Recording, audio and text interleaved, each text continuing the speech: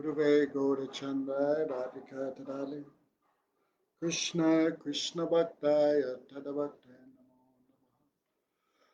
Namo Sri Krishna Chaitanya Prabhu Nityananda Sri Advaita Gadadha Shivasari Gaura Bhakti Hare Krishna Krishna Krishna Hare Hare Hare Ramo Ramo Ramo Hare Hare. So, first of all, I offer pranams to our Gurudev, Vishnupad Srimad Bhaktivedanta Narayan Goswami Maharaj, to our Shiksha Guru Srila Gaur Govinda Maharaj, Bhaktivedanta Madhusudan Goswami Maharaj, all Vaishnavas and Vaishnavis. Dandavat pranams. Bienvenidos a todos. Welcome everyone. So, chapter 9, Nitya-dharma, material science and civilization. Okay, the planet of the Hare Krishnas. So, we heard, yes, 2 days ago, chapter 8, Vaishnav, Nitya-dharma and Vaishnav behavior, how one was either practicing or one who has perfected his Nitya-dharma, how he will act towards others, depending whether he is a Kanistha-adhikari, a Madhyama-adhikari, or Uttam Vaishnav. So, here is another character introduced, Digamba. So, Lahiri Mahasai, already we heard 2-3 chapters from him. So, he had a childhood friend, as we all do. His name was Digamba Chapupadhyay. He was a Brahmin and a dogmatic worshipper of Durga. Okay. So, in India and also other places, don't you close that door? Huh? She's not out there now. Oh, anyway. So, some people believe that potency is everything, Shakti is everything. They do not believe that Shakti has a source. They believe everything comes from potency. Of course, all potency comes from the potent. All energy comes from the energetic. This thing they cannot think. So anyway, many people also in this category, they're called Shaktas. So, Lahiri Mahasai had stayed in Godrum in the association of the Vaishnavas for 3 or 4 years. So, he'd given up all pride in his Brahmin caste, so much so that whenever he would see a Vaishnav, he would do dandavats and forcibly take the dust of their lotus feet. No. He would constantly chant Harinam from waking to sleep. He would not eat anything not offered to the Supreme Lord. If sometime his family members came, they would see his mood and give up. One time his son Chandranath sent 100 rupees for Vaishnav Seva, but Kalidas Lahiri Mahasai remembered, no, when Raghunath Das was in Puri, his father also sent money, and Raghunath refused that money because his father was a materialist, so he refused the money. Also, he took example of Sanatana Goswami. He took one cloth, made into 4, with some golden kopan, some lower cloth, and something to cover the chest. He always wore tilak in 12 places. His neck was the tulsi beads. He was always Hare Krishna, Hare Krishna. Anyone who saw him would definitely think he was a Tyagi Vaishnav. And of course, they were right. So, one day, his guru said, "Oh, Lahiri Mahasai, we are renunciants, but even we can learn about renunciation from you. So, you're nicely practicing appropriate renunciation, Yukta Vairagya, not monkey-like or dry renunciation. Only thing that you need is a Vaishnava name. So Radhi said, whatever you give, I am ready. So his guru said, because you come from Shantipur, your name will be Sri Advaita Das. So he gave pranam to his Gurudev. From that day, everyone called him Sri Advaita Das, Babaji, and his little bhajan kutir became known as Advaita Bhavan. So now he fully identified inside and outside as Vaishnav. So meanwhile, he had a friend called Digamba. Okay, he was from Ambika Kalna, that is famous village. Actually, that is just across the river from Shantipur, the place of Sri Advaita Charya. There is famously known as the deities of Gaunitai stay there in the house of Gauri Das Pandit. Gauri Das Pandit, of course, is Subal Saka and Krishna Lila. Also, Digamba, he was vastly learned in the Tantra. Indeed, he had written one book called Tantra Sangamaha, Tantra Sangraha. Also, besides that, he was expert in Arabic, Farsi. He had performed many duties for the Muslim government. Even Muslim scholars would be defeated by his knowledge of the Quran and other things. And Brahmin Pandits, when they heard his explanation of the Tantra, their minds would spin, means he was very learned in everything. No. But in old age, he retired and he came back, but he saw his best friend, Kalidas, or Lahari Mahasaya, was not there. He heard he'd become a Vaishnav mendicant. So, of course, Digamba was a fanatic worshipper of Durga. Even if he heard the name of Vaishnav, he would put both his hands to cover his ears. When he heard that, he became very sad. So, in a fiery mood, he ordered his servant Digamba, his servant Bamandas, you rent one boat. We will go from Ambika to Godrum. So 6 hours it took in the boat. That time was no train or diesel motor. So in a fiery mood, taking the Tantra Sangraha with him, he went to Godrum Dweep. He sent an intelligent man, found out where Lahari Mahasaya was living. Then he did pranam, and Lahari Mahasaya asked, who are you? I'm the servant of Digamba. Chattopadhyay, do you remember him? Of course, he has come to visit you. Where is he? He's waiting for you in the boat. Has he become a Vaishnav? Then the messenger was very intelligent. I cannot say if he's become a Vaishnav or not. And why is he sitting in the boat? Quickly, you bring him here. So the messenger came, and this Digamba came there. When he saw his old friend, his heart melted. Said Digamba had always been a generous person. So when he saw Kali, he saw his old friend, he sang a song about Kali. Please excuse the rhythm. Kali,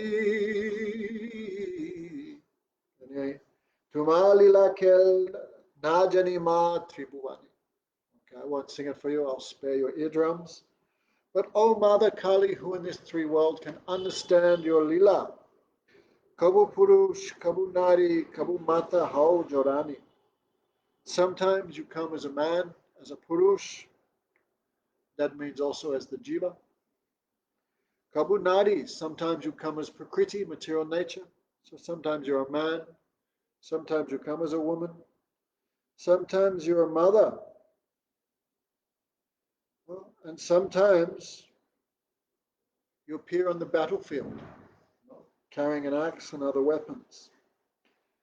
Many times when Kali goes to fight the demons, then she takes these weapons riding on a lion, and Hanuman joins that army. Anyway, there's a big deity of Kali there on the entrance to Vrindavan, huge. That Kali, the Kali deity? Statue is like 30 meters high, made of concrete. So sometimes you ride a lion and you go into battle against the demons. You create as Lord Brahma, you create the universe. As Lord Shiva, you destroy it. And as Lord Vishnu, you pervade and maintain the universe. You maintain all living entities. As Krishna, you appeared in Vrindavan and wander from the forest to forest playing the flute. Then again you appear in Navadvip as Lord Chaitanya and intoxicate everyone with Harinam. Yeah? So Durga Shakti is the source of all incarnations of Vishnu. Okay, people don't become confused. This is not true. But he believed like this. So we will explain later. Of course, Vaishnavas will not believe like that. Okay, but we will hear the explanation. So Bhaktivinoda Thakur just showing us his mindset. He's a complete Shakta, worshipper of Shakti. Everything is Shakti, there's nothing else. So Advaita Das, okay, now his name is Advaita Das, he offered a seat. Come in, my dear friend. Naturally, it's a long time since I saw you.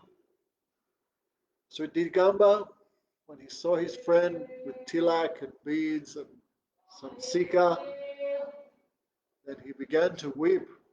Alas, no, you have become a you have become a Vaishnav renunciant. You do not care anymore for the demigods, for the worship of the forefathers, or for the religious rites of a Brahmin. No. I came from Punjab with so much hope to see our childhood friends, such as Pesh, Pagla, Kenda, Girish, Ishipagal. Anyway, these are all Bengali names. Kelly the carpenter, Kanti Bhattacharya, but they have all left. Because many years he was in like Muslim government. This is all like 500 years ago, 400 years ago. So I came back to Bengal. All my friends have died, and only you and I remain. So Digamba said, I thought in old age sometimes I would go to Shantipur. I would discuss the Tantra with Advaita Das. The time now is that before he was Lahiri Mahasaya, but his nickname was Kalidas. So before I thought I would cross to Shantipur and discuss the Tantra with Kalidas. Or sometimes he would come to Ambika and we would spend our old age like that. But now fate has dealt me a cruel blow. You have become a worthless pile of cow dung.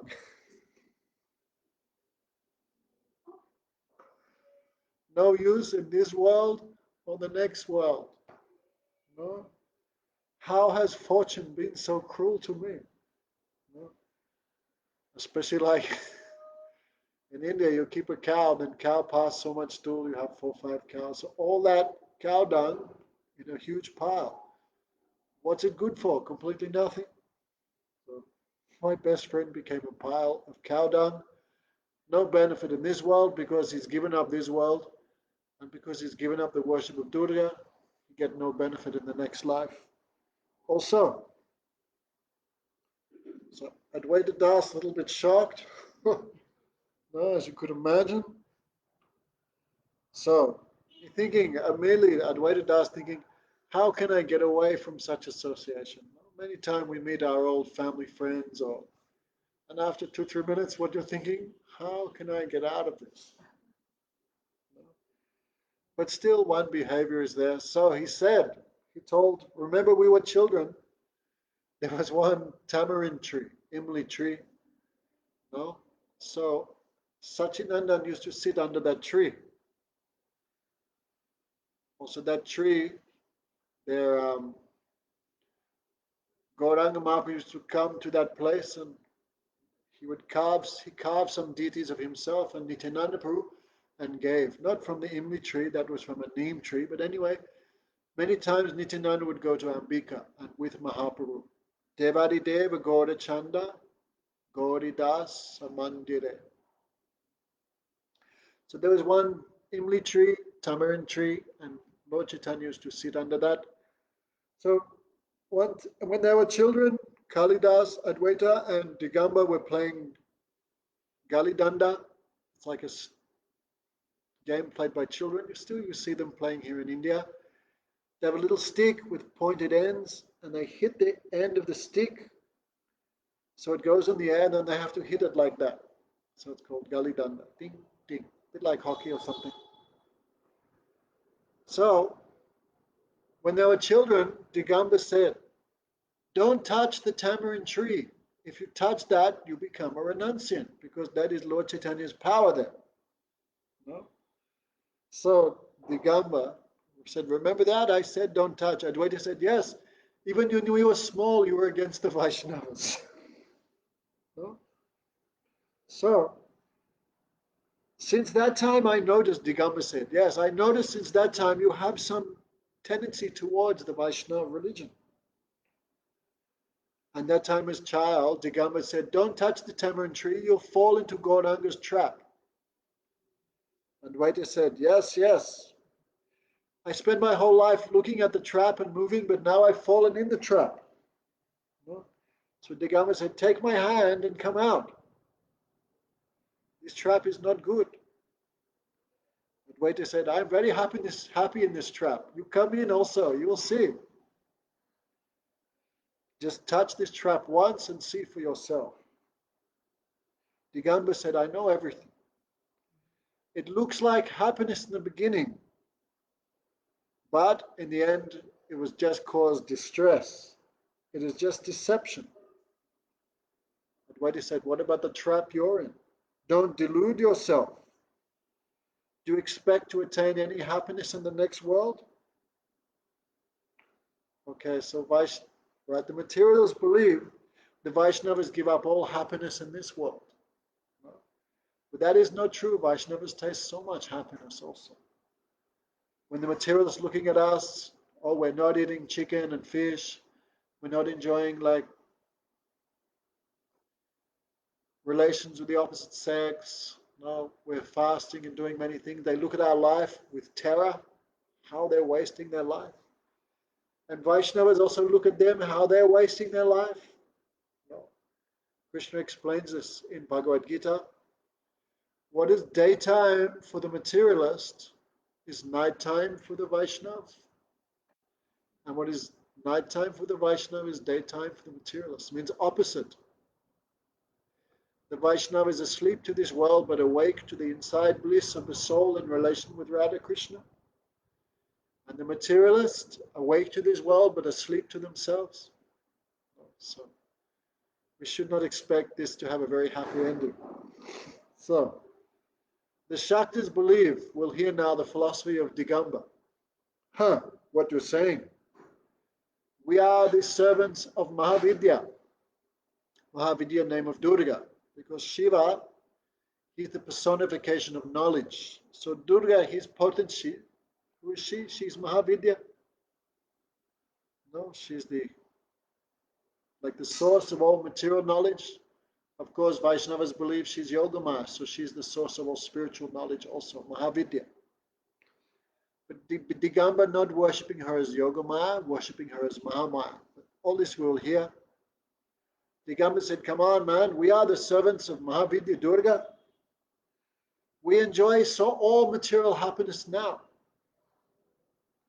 And in the next life, we will also enjoy all happiness. You are thinking you are happy now, but I do not see you are happy. Look, living in a cottage of leaves, chanting like this. I cannot see any happiness in your life. Also, at the end of your life, there will be no limit to your suffering. I cannot understand why anyone becomes a Vaishnava. We enjoy meat, fish, we dress nicely, we are civilized, more civilized than the Vaishnavas. We enjoy all material happiness, all material science, and you are deprived of all these things. And ultimately, you do not even get liberation. Why? Because you disrespect Durga. Not even Brahma, Vishnu, or Shiva can attain salvation if they neglect Mother Nistadini. No? One name for Durga. No? Like we also pray in the Yoga Maya Aarti. No? Or Mother, what is it? What is it? Niskapat how mata ja, no, how mother you deliver me, like this we pray in Yoga Mayarati. So who neglects Nistarini, Mother Durga, Mahamaya, cannot get any liberation from this world. So Durga, Shakti, she manifests Brahma, Vishnu, and Mahesh. No, then she gives her own potency, and they do something in this world. Then Mother also re-enters her, then every mother re-enters the womb of her own creation. Have you ever worshipped Mother to attain her mercy? So Advaita begins asking some questions. Okay, this chapter a little long because so many question and answer. So I'll try and be a little quickly, but new people don't become bewildered, you have to hear the answer. So Advaita asks, like I remember before, I also used to think everything was potency. Then one Vaishnav said to me, I said, God is an energy. He said, no, energy always has a source. God is the energetic, the source of all potency. And 3 days I could not sleep. I remember clearly, 3 days I could not sleep, just thinking. Then I realized it's true. It's true. So anyway, Advaita asking some questions. Is Mother Durga, is she conscious or is she inert? Right? This world made of Mahamaya, the material energy has no consciousness. So is Mahamaya consciousness or inert? Okay. Because anyway, Digamba thinks she is consciousness personified. And she possesses will by her desire that Purush or Jiva or soul is manifest. Advaita asks, what is Purush and what is Prakriti? Purush here in this sense means the Jiva. Okay, because the Shaktis, in some place also Jiva, also some place called Purush. Purush means the male, Purush means the enjoyer. But Vaishnavas, we understand that really the Jiva is only a manifestation of Shakti. So the Jiva is also Prakriti, Shakti, energy.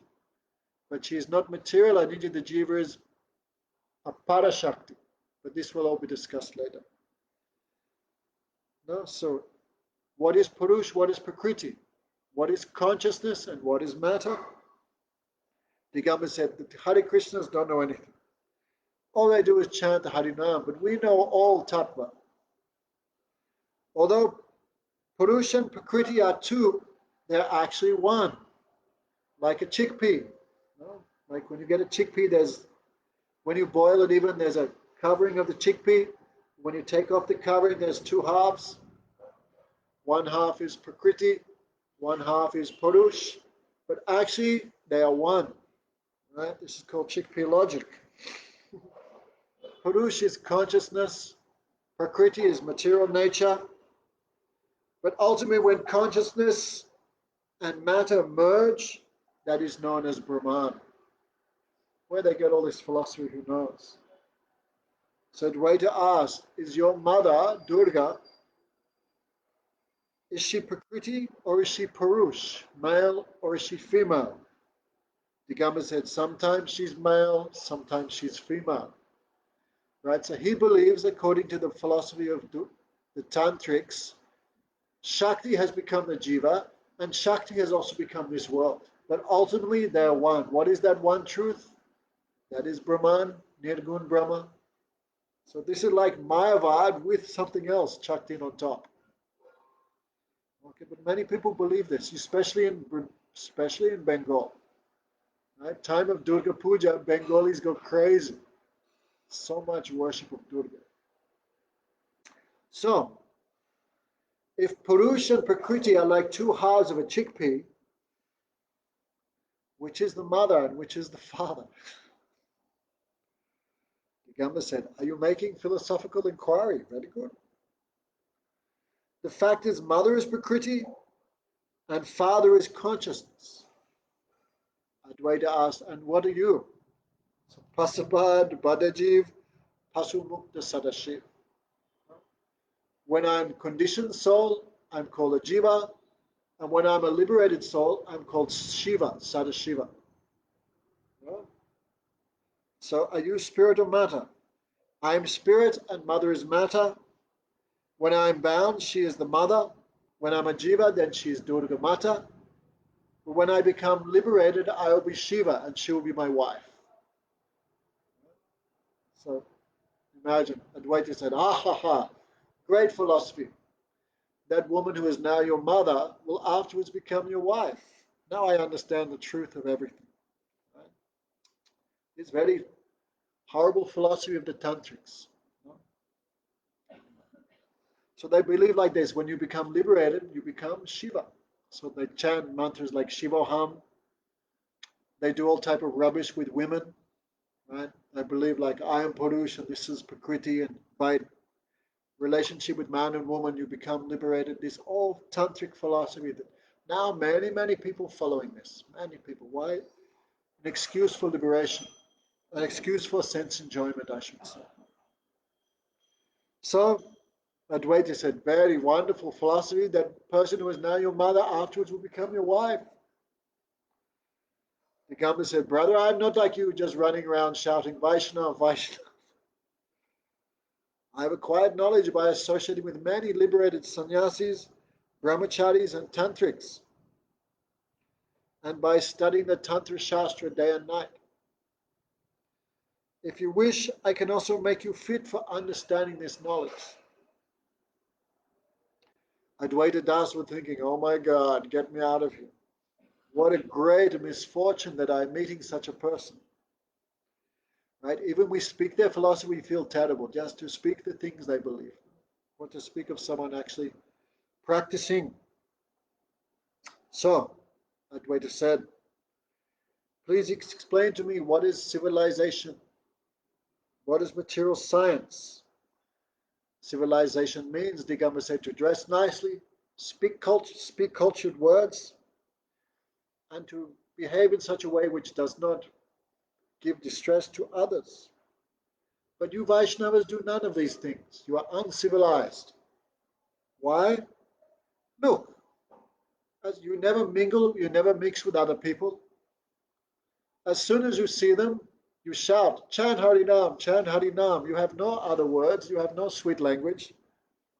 All true, isn't it? We cannot deny. As soon as you lay eyes on someone, you command them to chant the name of Krishna. Is there no other civilized discussion? And look what you're wearing. You're wearing some piece of hair on the top of your head, some prehistoric neck beads around your neck. You wore a loincloth, a gown, the beads on your neck. What type of outfit is this? Fair enough. And all you eat is roots and fruits. You are not at all civilized. So Advaita thinking, no, we heard, who is envious, we have to neglect. So how much we neglect someone according to how much they are averse to Bhagavan. So Digamba completely averse to the Vaishnavas and to Vishnu. So Advaita asked, can I say something if you do not become angry? Digamba said, you are my childhood friend. Nothing you say could make me angry. So, even if I am angry, still you will not know because outwards I will behave very nicely. They believe this is civilized behavior. No, even though you feel something in one way, outside you behave in another way. Of course, Vaishnavas, we do not believe this. No, inside and outside should be same.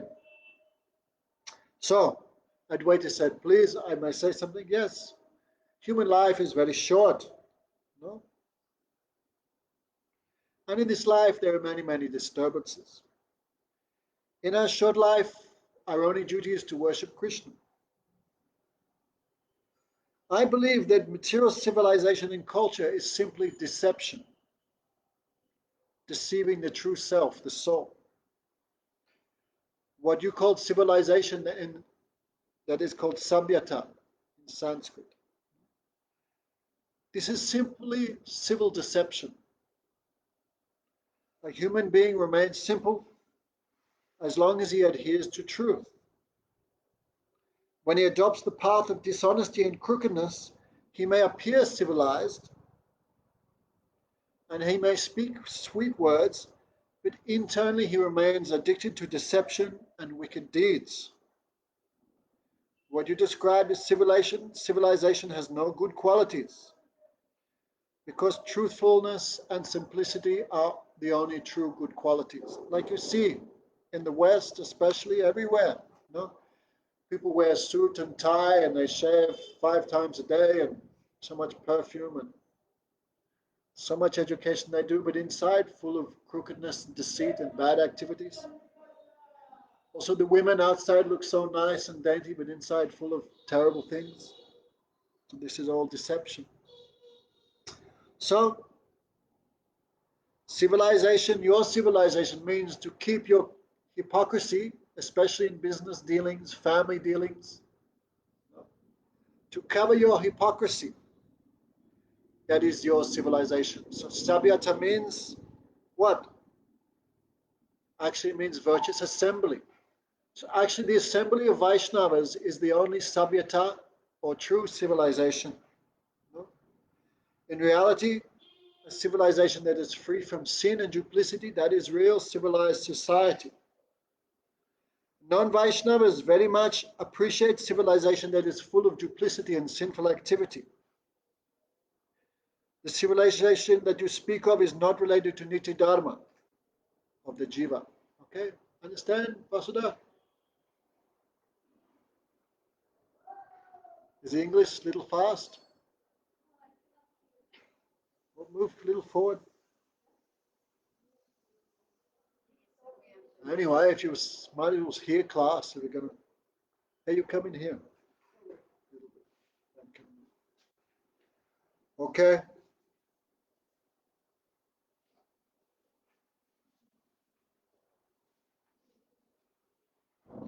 If civilization means to dress nicely, then prostitutes are more civilized than yourself.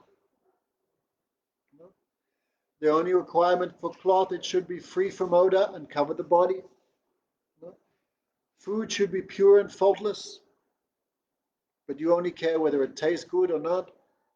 You do not care whether food is pure or not. Wine and meat are impure, and a civilization based upon the consumption of such things is a civilization devoted to sin and hypocrisy. Gamba said, what you're talking about? No, especially the English, right? The English society, everyone's like, would you like some tea? Oh, yes, thank you very much. How nice they sit and talk. Very good. Oh, I say. So we know the English society. Have you forgotten the civilization of the Muslim emperors? How nicely they sit, how politely they speak, and with all nice etiquette? Advaita said, this is only worldly conduct. How deficient is a man if he only abides by external formalities? Brother, you have been in the Muslim government so long, you have become partial to that. Even we remember now as children, don't put your elbows on the table. You know, when you spoon, don't do like that. You have to do like this. Many etiquettes, you know, in eating, talking, meeting. You know. The so-called advancement of civilization in Kali Yuga simply means an increase in sinful activity. Right? Now people think, oh, society is advancing. No, legalize gay marriage, legalize abortion. No, all these things, and they think, oh, society is so much advancing. But actually, it's just an increase in sinful activity. Society is just being destroyed. I wonder how many people defriend me now. Anyway, it's true now. All civilization just trying to make more and more facility for people's sense enjoyment. So Advaita, he gave his ideas on what is real civilization. So, Digamba says, some people say that with the advancement of material science, this world will become heaven on earth. Many people believe like that. As we advance in science, then there'll be no more disease, no more war, no more old age, no more poverty. That is not possible, no? Because material nature have its own controller. This world is made of miseries and suffering. So Advaita said, It is quite extraordinary that you believe like that. And it's more amazing that some people actually believe this and preach this to others. Right? No matter how polished it, like America, so much advanced in material science, but still there's so much poverty, so much violence. There's always death and disease. You cannot remove those things. So you should know there are two types of science. One is lokic, that means worldly, and one is spiritual. Okay, I'll go back to my notes. Two types of knowledge. One is lokic and one is paramatic. So lokic knowledge just gives visai gyan, knowledge of the things of this world. Like many people believe in science, like astrology, chemistry, physics, what else? Anyway, this is all science. So actually science is doing what? Like did a PhD in chemistry. So what is a science doing? Researching. They're just discovering that which is already there. What is a scientist made? Even a blade of grass or a mosquito or a glass of milk? So, okay. So there are two types of knowledge, lokic and paramatic. In now society, paramatic or spiritual knowledge is decreasing, and everyone is absorbed in lokic knowledge, materialistic knowledge. Does the soul really have a relationship with materialistic science? When lokic gyan or absorption in science, all these things increases, the soul becomes distracted by temporary material pursuits. They neglect the spiritual truth. I firmly believe that the more lokic gyan increases, the more duplicitous a civilization becomes. This is a great misfortune for the living entities. Some people, why India is so backward? Because India they not give too much importance to all these things. While the West is busily making all types of industries and all type of science, but has the quality of life really increased in any way for people in the West? There's so much more pollution, so many more diseases than before, so much malnutrition, poverty, crime. Are people really more happy now than they were 100 years ago or 200 years ago? Has science really increased anyone's level of happiness by even one drop? So this material science, material civilization is a great calamity, yes, a great misfortune. A misfortune, Digamba says, why? Human life is very short. Gaugamaj would tell this history. We're like travelers in an inn. Well, imagine like we're going to Delhi, we have to catch a flight. Remember when there were flights and you could go to Delhi? No, you're going to Delhi, and next morning you have a flight to Moscow, and you get a hotel room for one night. But if you start painting the walls of the hotel, order new furniture, buy a new television, this is foolishness because you're just there for one night. You've forgotten your destination. You are just a temporary resident of the inn. So Gaugamaj said, this body and our situation, how long we will be in this body, 1 day, 2 days, 10 days, temporary visitor. So don't waste all your time just doing something now for this body or for your facilities because you've forgotten your destination. Golok Vrindavan. So material knowledge, the more one becomes involved in material knowledge, the less time he has for cultivating spiritual reality. I am convinced material knowledge should be used only as much as needed to maintain one's livelihood. There is no necessity for excessive material knowledge and its companion, material civilization. Right? Everyone's so much excited. I want 5G, 4G. But actually, isn't it like 90% of the internet is just pornography and gambling? People making so much advancement in material science, but what they're doing, just trying to increase facility for eating, sleeping, sex life, and other things, and losing the goal of life. So Prabhupada used to always say, simple living, high thinking. Who is doing? No, no one is doing. So Digamba said, now I have fallen into the clutches of a fierce renunciant. Does society have no function at all? Advaita says that depends on the composition of the society. A society that serves Vaishnavas is beneficial, and composed of Vaishnavas is beneficial for the whole world.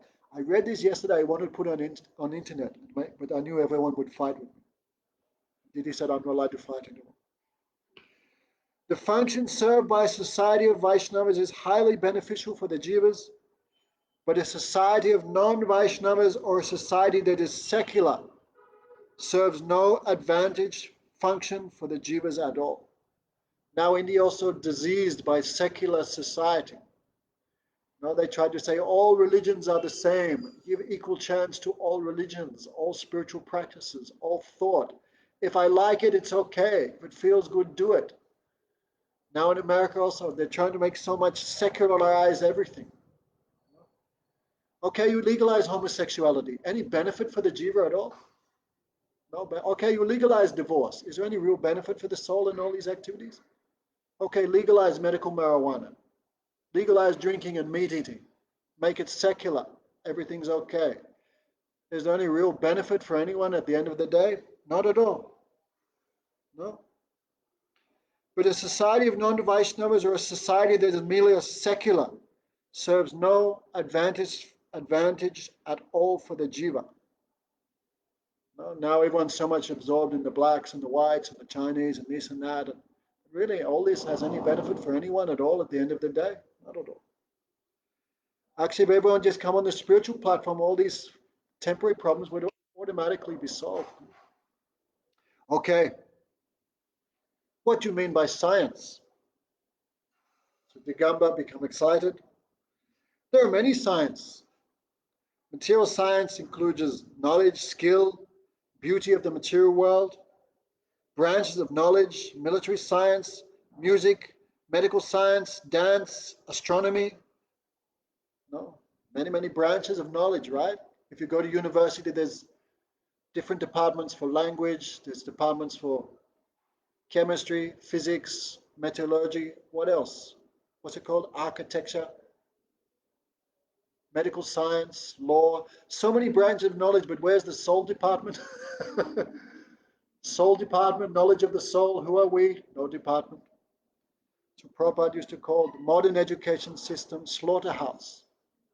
Slaughterhouse. Right, the students go in, when they come out, they're even more stupid when they went in, right? I remember one time I was on a bus, and when I got on I was going to the airport, I got on the bus and one guy saw me and laughed, so I sat next to him.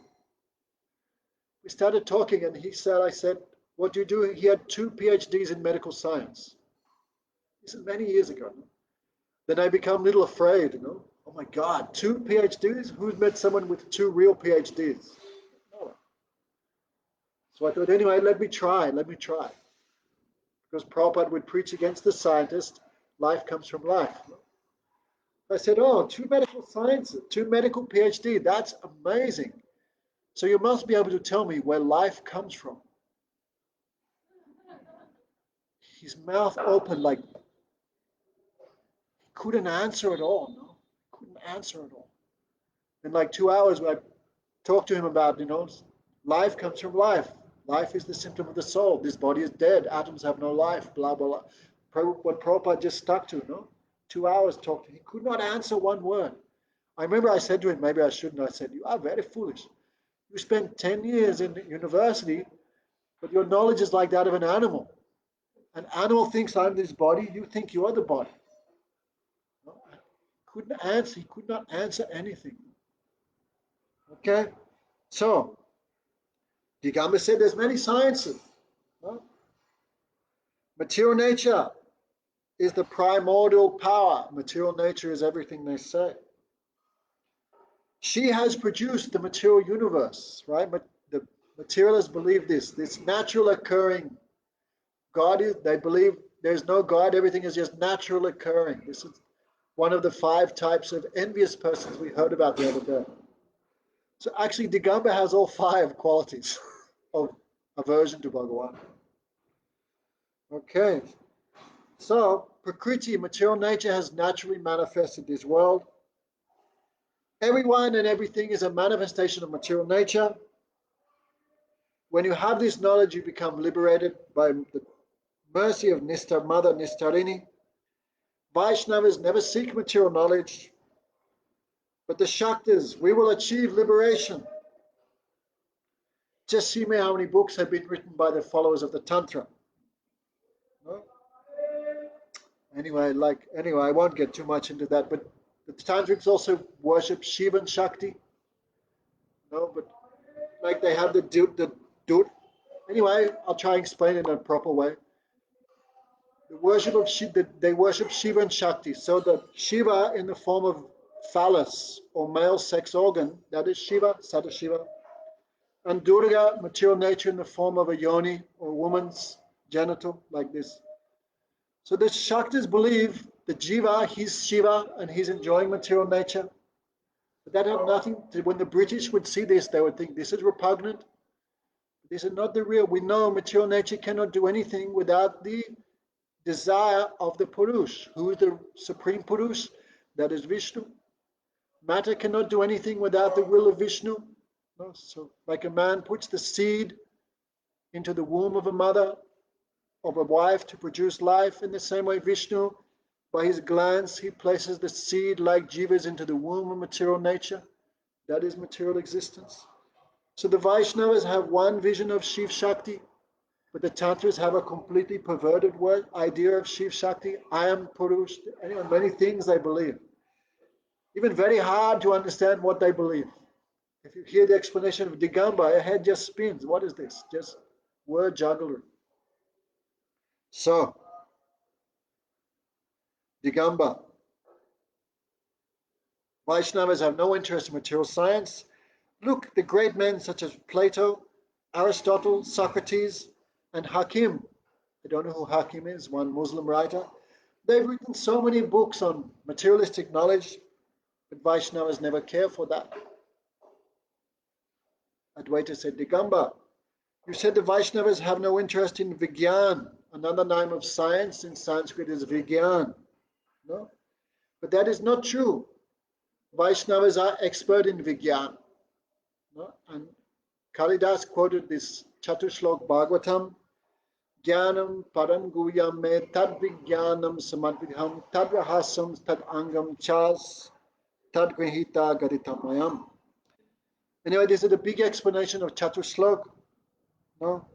But what you call Vigyan, material science, we have another understanding of Vigyan. Material science is the real science is the establishment of pure knowledge in contrast to material knowledge. Like it said in Brahma Samhita, one should study knowledge along with ignorance. Like Vaishnavas, when we discuss Harikatha, sometimes we talk about the temporary nature of material nature. This is called Vigyan. As well as talking about the eternal knowledge, eternal reality of Krishna and the Jiva. So Vaishnavas, we also discuss Vigyan, the temporary nature of material world, in comparison to the eternal reality of Krishna Bhakti. So what you are saying is not true. The Vaishnavas have Vigyan. They have proper knowledge, but just in a different way than you do. No? You refer to material knowledge as Vigyan, but the Vaishnavas say that Vigyan is true diagnosis of material knowledge. What is real material nature, that is real knowledge. No? And temporary, no. What does that mean? Everything in this world, no matter what you see, is of a temporary nature. So that is called Vigyan, or science of the Vaishnavas. And Vaishnavas also study that. They also contemplate these things. No. So, we understand those who are trying to dominate material nature, that is karma. We do not condemn such people. No. But we understand that all materialists are ultimately serving the Vaishnavas at the end of the day anyway. Okay. What you call Vigyan, we simply call Prakrit Vigyan, material science. No need to argue over names. No? So Digamba said, if there was no advancement in material science, how could Vaishnavas satisfy their material needs? And how could they engage in bhajan? We believe everyone should endeavor for material advancement. Okay. Sometimes people say to us, if everyone just stopped and left their jobs and chant Hare Krishna, what would happen to the world? People say like that, don't they? No? So Dvaitacharya says, right? Many times you hear when we preach, oh, if everyone gave up their responsibilities, what would happen to the world? So Dvaitacharya said, don't worry, there's always like foolish people who will keep it going. Don't you worry about that. People work in different ways. No? He little explains according to the samskar of the jiva. Some work as brahmanas, some work as kshatriyas, some work as vaishyas, some work as sudras. So that is going on.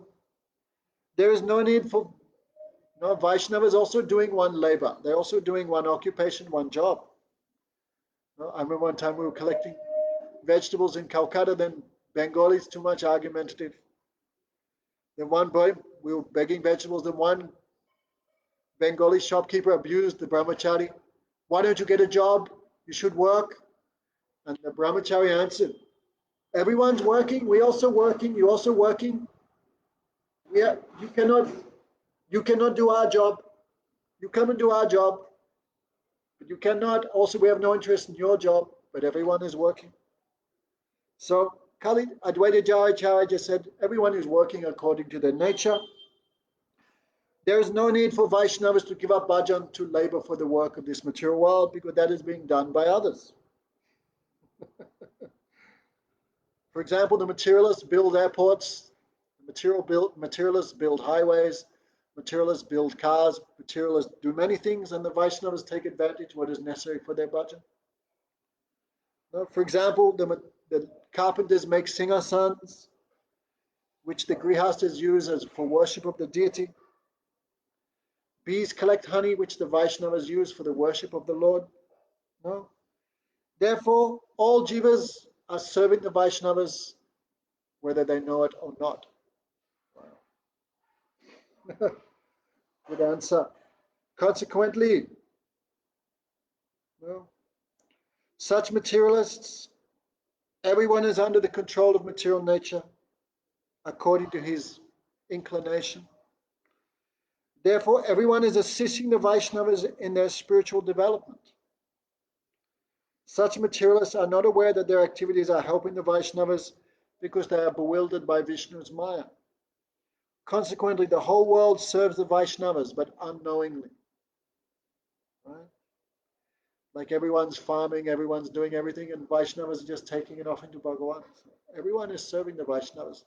No need for the Vaishnavas to give up this occupation to do another occupation. So Digambar says, what is this Vishnu Maya? Okay, what is this Vishnu Maya? Mahamaya Hare Shakti Yaya Samohito Jagat. What you call Mahamaya, what you call Durga, we call Vishnu Maya. No? In the Chandi Mahatmya of Markandeya Purana, it's said that potency of Bhagavan, which bewilders the whole world, is called Vishnu Maya. So Vishnu Maya means what, Makeshri? Mahamaya. What you call Durga, we call Vishnu Maya. Then Digambar goes, then who is that person I worship called Mother Nistarini? She is Krishna's external power. She is Mahamaya. No? Okay. So, the Puranas describe many things, right? There's many different type of Puranas. Puranas in goodness, passion, and ignorance. So some of the Tamasic Puranas describe how Durga creates Vishnu, Durga creates Shiva, Durga creates Brahma. No? But don't become too much bewildered by that. But how could you say my mother is Vishnu Maya? This is the fanaticism of the Vaishnavas. Dikamma becomes a little angry. So my brother, don't be angry. You've come to see me after a long time. Why would you become angry if we called your mother Durga, your mother Nistarani as Vishnu Maya? Bhagavan Vishnu is the supreme conscious entity, the supreme Purush. He is the one and supreme controller of all. Everything that exists has a potency. So Vishnu also has a potency. No? Potency is not separate from an object. We heard all this in the first chapter. Everything is defined by its nature or by its potency. No? Water has the potency to be liquid. Fire has the inherent potency to burn and consume. Cement has the potency to be hard. Everything has a potency. Everything is identified by its potency. So potency is not independent, but rather a functional power inherent within every vastu or every object. Every object have potency. So potency is not separate from an object. There's no such thing as unhard concrete or cold fire. So potency and the potent one don't separate. No? Okay. To say that potency is the root of everything is opposed to tattva. Shakti cannot exist independent from the object from where it originates. Hardness cannot be separate from concrete. Liquidity cannot be separate from water. No? Even you freeze it, that potency is still there. You cannot separate it. We must first accept the existence of an object that produces consciousness, because potency have no potency, have no consciousness. Okay. Otherwise, you accept Shakti, potency without the potence. This does not exist like a flower in the sky. The Vedanta Sutra says Shakti, Shakti Matara Bed. There is no difference between the potency and the possessor of potency.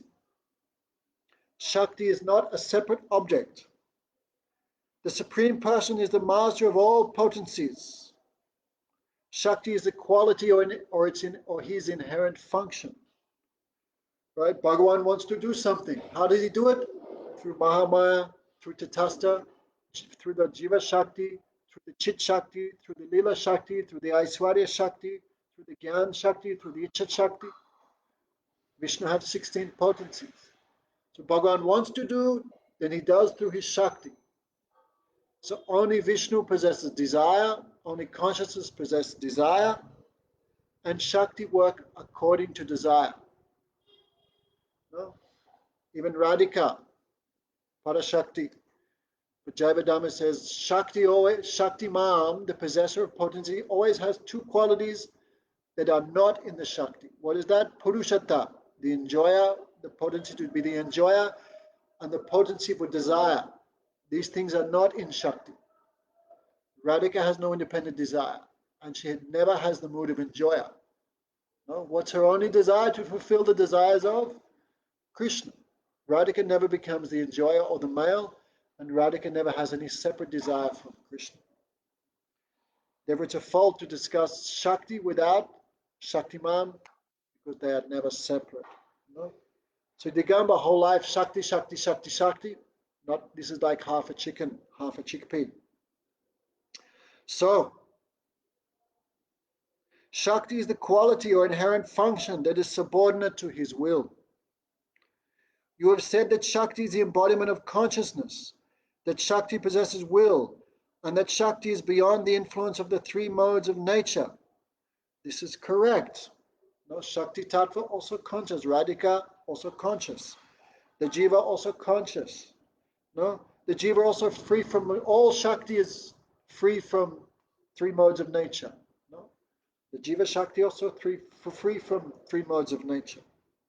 No, that is correct.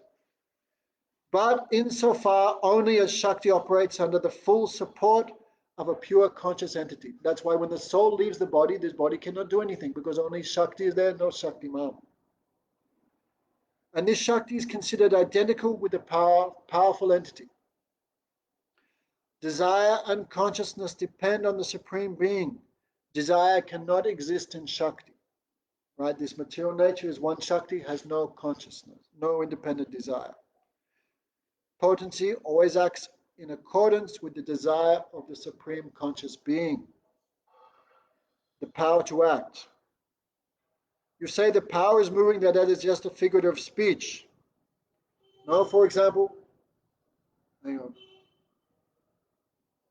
Okay, the Puranas, therefore, even material activity, I want to eat, therefore I eat.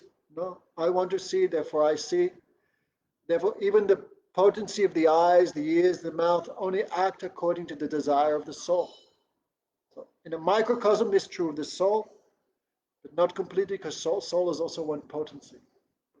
Also, you can see it like that. No? So the Puranas and Tantras, okay, sorry. The Shakti which supports the three modes of nature, the three functions of Maya Shakti are Sattva, Raja, and Tama. And it's the functions of this Maya Shakti are to create, maintain, and destroy. So this Maya Shakti, which is the support of Sattva, Raja, and Tama, the Puranas and the Tantras both refer to that Shakti as Vishnu Maya, Mahamaya, Maya, and so forth. There are many allegorical descriptions of her activities in the Puranas. No? Some Puranas describe Shakti as a source of Brahma, Vishnu, Shiva, all these things. No? The living entity remains under the control of this Mahamaya as long as he is absorbed in material enjoyment. When the jiva is endowed with pure knowledge, he becomes aware of his own sarup, and this awareness allows him to cross Maya and take shelter of the Chit Shakti. Digamba. Are you also controlled by a power? Yes, we are Jiva Shakti. We've abandoned Mahamaya and we take shelter of the spiritual potency, Radhika, the Chit Shakti. Then you are also Shaktas. Yes, the Vaishnavas are the true Shaktas. We are under the control of Sri Radhika, who is the Chit Shakti. And you are in control of the Mahamaya, the illusory potency. Therefore, you're called a conditioned soul. No? So who is more of a Shakta than the Vaishnavas? No one.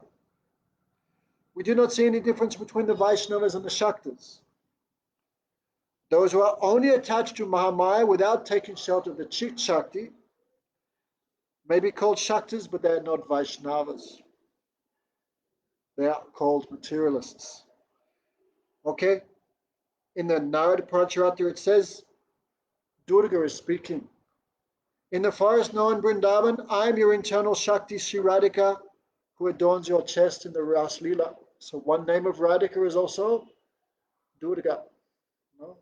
So actually, Maharaj was explaining yesterday, Radhika is the Angsi, the source, and Durga is the Angsa, the expansion. But there's so much relation between the source and the expansion. Therefore, Durga, out of pride, out of, oh, I am Radhika who performs pastimes in the forests of Vrindavan. This is just some like identity that she has with Radhika. And Radhika also have identity with the Angsa, Durga. For example, Jan Maharaj gave this example yesterday. Like when Durga gave mantra to Janasharma, right, in Brihad Bhagavatamrita, afterwards, Radhika sent to Gopakumar, you go and deliver my disciple. Why? Because Radhika also identified with the expansion Durga. So Durga gave mantra, but Radhika said, I gave him mantra, he is my disciple. So this way we can reconcile these comments, these statements of the scripture. Therefore, be able to reconcile everything is not something, this takes so much experience. No? We have to hear so much, then we can reconcile everything. Therefore, from this statement of Durga Devi, it is clear that there is only one Shakti, not two. That Shakti is Radhika when she manifests as the internal potency, and she is Durga when she is manifest as the external potency. Now, Prabhupada gave a simple example. Electricity is one, not two. When electricity goes through the air conditioner, it becomes cold. When it goes through the heater, it produces heat, but electricity is one. So Shakti is one. She has two functions. In the condition of freedom from matter, she is known as the Chit Shakti. And that same Vishnu Maya is the Jala Shakti when she is connected with the modes of nature. Digamba said, you have said Jiva Shakti. What is that? Right? Because before, Digamba believed that Jiva is a manifestation of Durga. No. So he never heard of any separate thing called the Jiva Shakti. Now he's hearing first time. He never heard of the Chit Shakti, now he's hearing of the Jiva Shakti. Because before he think there's only one Shakti, but there's not. No? There's many functions, many different swarups of that one Shakti. What's the Jiva Shakti? No. Then Advaita quoted from Bhagavad Gita. Krishna says, my inferior nature or prakriti consisting of earth, water, fire, air, ether, mind, intelligence, false ego. There are 8 elements under the control of Jada-maya. There is, however, a superior prakriti, which is superior to this inert prakriti and consists of the jivas. So Digamba, have you heard of Bhagavad Gita? Have you studied? Advaita says this Bhagavad Gita is the crest jewel of all scriptures. It resolves all conflicts between the various philosophies. Like Digamba, whole life worshipping Mahamaya, and you think Mahamaya also become consciousness, but that is not true. Consciousness not come from Maya, consciousness come from Jiva Shakti, which is Apada Prakriti, superior than Jad Prakriti. So even in this material world is 2 Prakritis, one inferior and one superior, that is the Jiva. And also the Chit Shakti, so 3 Shaktis mentioned, Digamba don't know anything. All this is described in Bhagavad Gita. Kalidas, I think Mahasaya, Kalidas, have you read Bhagavad Gita? Yes, I've studied. What are the teachings of Gita? Oh, brother, Digamba, people praise molasses as long as they have not tasted sugar candy. Digamba said, this is the blind faith of the Vaishnavas. Everyone so much respect the Devi Bhagavat and the Devi Gita. Right? We have the Srimad Bhagavat and the Srimad Bhagavad Gita, but the Shaktas also have the Devi Bhagavat and the Devi Gita. These are modern scriptures manufactured. People become mad. Advaita said, have you read the Devi Gita? Never read. Then who's the fanatic? You've never even read it and you're praising it. You never read Bhagavad Gita and you're criticizing it. So tell me, who is the real fanatic here? Then Digamba said, oh my God, brother, you are always very talkative. Now you've become a Vaishnava, you are even more talkative. Everything I say, you cut to pieces. Advaita said, I am a very foolish fellow, but I see there is no Sudha Dharma anywhere except the Vaishnava religion. That is why you are always inimical to the Vaishnavas. You could not even understand the path of your own auspiciousness. Digamba became angry. What you're saying, what you're claiming, I cannot know my own, I do not know what's auspicious for me. Have I performed so much sadhana and bhajan for nothing? Have I been cutting grass all this time to feed my horse? He said. That's a real Bengal expression.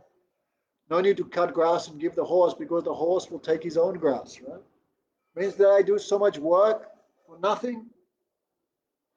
No. Okay. You flaunt your Vaishnavism. You ridicule modern science and civilization. Anyway, so he gets angry. He goes, he blows his cork.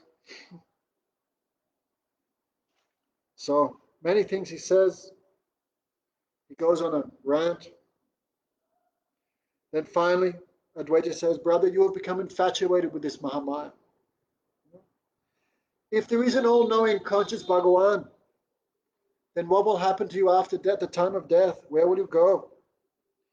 I have given up all material knowledge, material pleasure, and now I feel peace. I feel happiness. At the end of the day, the goal of life is peace. So I'm peaceful, I'm happy. And when I die, if I get something more, that's also a bonus. You, on the other hand, can never find peace. You spend your whole life shouting, pleasure, pleasure. No. You do not even know what real happiness is. No. Just like you pour oil into a fire, you simply desire more and more and more. No. The Gambhir said, whatever happens to me will happen, but you have given up association with civilized persons. And Advaita said, no, I've found the association of civilized persons. No? I'm trying to give up the association of degenerate persons. What's your example of what do you define as degenerate? Then Kalidas puts many nails in his coffin, one by one. No. We pray to give up, many quotes, many verses from scriptures. No, better to drink poison than to fire than see the face of someone opposed to Vishnu. One who absorbed a material life but does not worship Vishnu, he falls down to a degraded position. Right? Better to burn in fire than associate those who oppose to the service of Vishnu.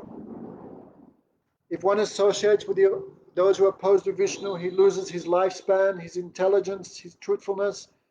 He loses control of his speech, senses. He loses his intelligence, shyness, wealth, fame, and reputation. He loses his all good qualities. One should never associate with disgraceful people who are attached to sense enjoyment and who are like dolls who are like playthings in the hands of women.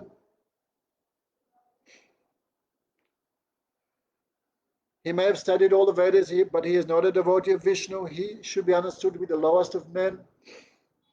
Many, many verses he quotes here. No? Like if you take a bottle of vodka and throw it in the holy river, it can never be purified. Those who are averse to the service of Narayan cannot be purified by any amount of austerities. No? 6 causes to fall down. Those who beat a Vaishnav, who slander him, who are envious of him, who are angry at him, who fail to welcome him, who are not pleased upon seeing a Vaishnav, these 6 fall down. Digamba, you could imagine Digamba hearing all this. Well, well, well, you should certainly stay here amongst the refined and civilized persons. You should stay amongst the pure Vaishnavas. I will go to my own house. So Advaita Das, thank God. But should in this world we have dealings, we heard already. No, even those who are envious, still some dealings should be there. We heard all this in the last chapter. So lastly, Advaita said, oh, please, you are a childhood friend. I have seen you after a long time. I know you must go, but please, you stay here for prasad. No, if you stay for prasad, I will be very happy. Then he said, Kalidas, you know, in brackets, I never eat Vishnu prasad. That is the real thing. I only eat havishya. Havishya means boiled, when you just no spices, no nothing. I ate just before coming here. Means I never take Vishnu prasad. That is the meaning inside. It was a great pleasure to see you. I will come again if I find some time. I cannot stay overnight because I have some duties. No. Also, my guru has given me some sadhana. I have to do that. So I will go now. Then Advaita said, I will go with you to the boat. No, no, you keep doing your Hare Krishna. I have some friends. I will go. So Digamba went away singing a song about Mother Kali. And Advaita Das, Hare Krishna, Hare Krishna. Even someone who's very envious, we should be careful not to make them more envious, not to make them more against. Of course, easier said than done. Anyway, so please request everyone can read, again, read this chapter. And day after tomorrow, what's that? Today's what? Tuesday, is it? Thursday, my time. Same day after tomorrow, chapter 10, Nitya-dharma and history. Is this Vaishnav Dharma, is it a new thing? Many people think Hare Krishna just began in the 60s, but no, Hare Krishna has a history. What is the eternal history of Vaishnav Dharma? Is it a modern thing invented recently? So we will hear this, chapter 10. Go Premanandi. Wow, what a chapter. So question is, originally his name is Lahiri Mahasoy, yes. He is also known as Kalidas. After years of association, he got the name Advaita. So Advaita and Kalidas are the same person. Yeah. He's not brother of Digamba, he's just a friend of Digamba. But in Hindi, when it's too much relationship, then you call each other brother. So he's not the brother of Kalidas, but intimate friend. And as I say, with friends like that, who needs enemies? Hare Krishna. Yes.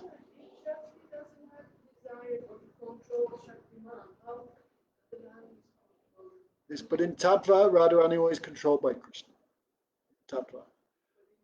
In Ras. She's doing that also to give happiness to Krishna, not for her own independent enjoyment. So even she's doing these things, but still it's not against Tattva. Not against Tattva. That's he's also glorious, Bhakta Batsal, so kind. Krishna never goes down. When he bows to his devotee, he always goes up. He don't come, yes, but therefore I have to hear too much tattva. That's the sahajas when they misunderstand all these things. You know, like, anyway, one guy was here. Remember Subal? He was posting all this stuff on internet. Radharani is the topmost. Radharani is the source of it. We cannot be like that, no, because we have to understand Radhika always in connection with Krishna. Radhika always in connection with Krishna.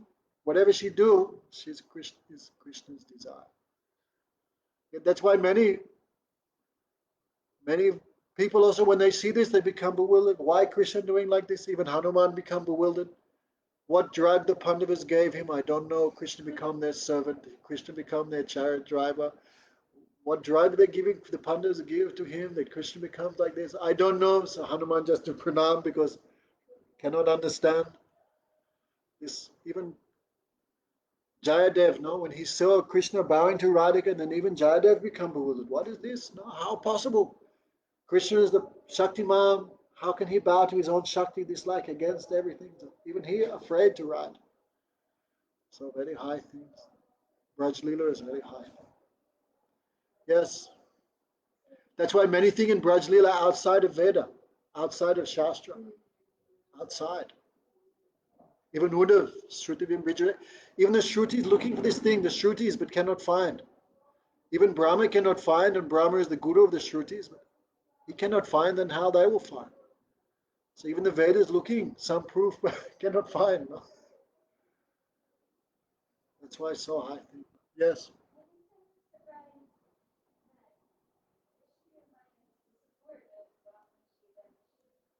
No, this is all given in the Tantras. The Tamasic Puranas describe this, but it's not true. It's not true.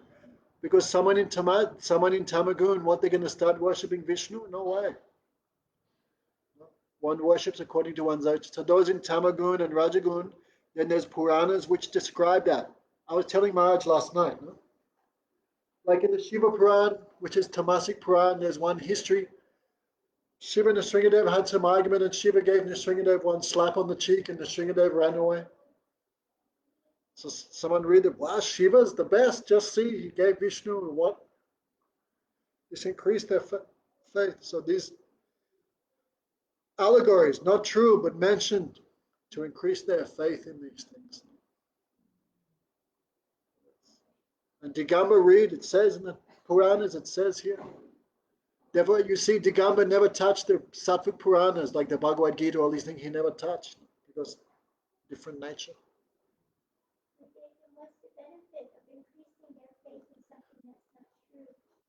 Because they have to worship someone, everyone has to do something according to their current stage. Can't say it's not true, but just for them it's good for them now. When they act properly according to their present eligibility, they'll automatically go up. Huh? No, they follow what they're done, they follow what they're presently eligible for, then naturally they'll get a chance for sadhu sangha and their eligibility can change. Right? Everyone should do something, right? Everyone should have some worship, some belief. Otherwise, what's the difference between human and animal? Even those who worship these millet, like even Christianity, Islam, these you can think designed come by providence of God, they also should practice something. Otherwise, they just become animals, barbarians. Take it. Okay, did I end the video? Oh my God, just criticized our religion.